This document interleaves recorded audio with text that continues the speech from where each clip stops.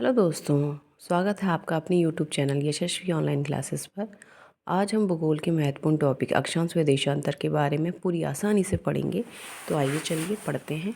अक्षांश क्या होते हैं? अक्षांश को इंग्लिश में लैटीट्यूड बोलते हैं, देशांतर को इंग्लिश में लॉन्गिट्यूड बोलते हैं। अक्षांश वे काल्पनिक रेखाएँ जो पूर्व से पश्चिम की ओर खींची जाती हैं, अक्षांश रेखाएँ कहलाती हैं। पूर्व से पश्चिम में डायरेक्शन बताती हूँ आपको। ये उत्तर से दक्षिण होता है, इसको उत्तर, ये दक्षिण, ये है पूर्व, ये है पश्चिम। तो अक्षांश रेखाएं पूर्व से पश्चिम की ओर खींची जाती हैं। ये आड़ी रेखाएं होती हैं, हॉरिजॉन्टल रेखाएं इस तरह से। अक्षांश रेखाओं की संख्या 179 यदि उत्तरी ध्रुव व दक्षिण ध्रुव को बिंदु माना जाए तो। ये होता है 0 डिग्री पे भूमध्य रेखा बोलते हैं इसको, विषुवत रेखा।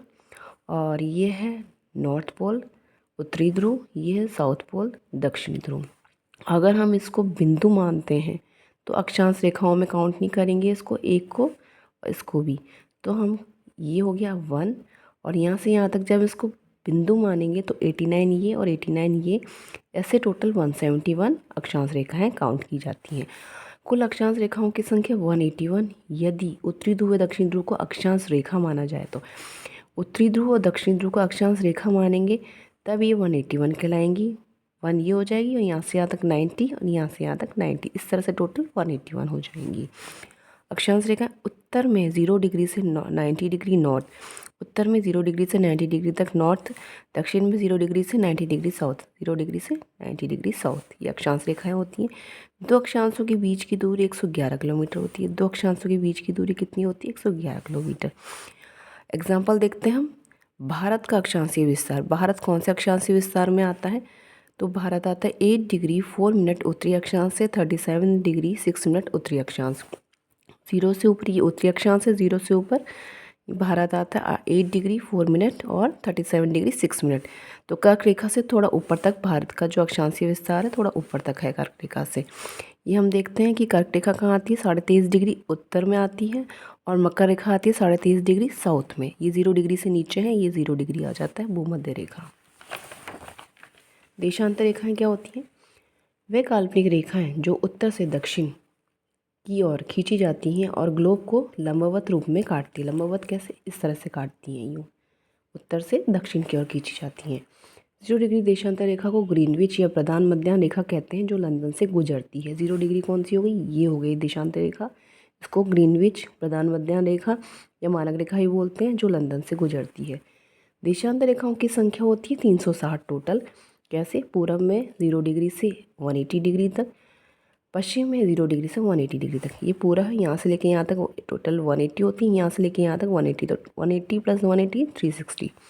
दो देशांतर के बीच की दूरी कितनी होती है? दो देशांतर के बीच की दूरी होती है 111.32 किलोमीटर होती है। इसका एग्जाम्पल हम देखते हैं। भारत का देशांतरी विस्तार कितना है? 68 डिग्री 7 मिनट पूरब से 97 डिग्री 25 मिनट पूरब। जो भारत का देशांतरी विस्तार है वो पूरब की तरफ है। कहाँ से है? 0 डिग्री तो यहाँ हो गया, तो हम आगे चलेंगे, इस तरफ हमारा भारत का जो देशांतरी विस्तार है वो इस तरफ आ जाएगा। भारत की जो मानक समय है क्या है? वो 82.5 डिग्री पूर्वी है। इसको 82.5 डिग्री इस तरह से भी लिख सकते हैं। देशांतर ये कहाँ से है? जो उत्तर प्रदेश के नैनीस्थान से निर्धारित किया गया है। भारत का जो मानक समय है वो उत्तर प्रदेश के नैनीस्थान से निर्धारित किया गया है।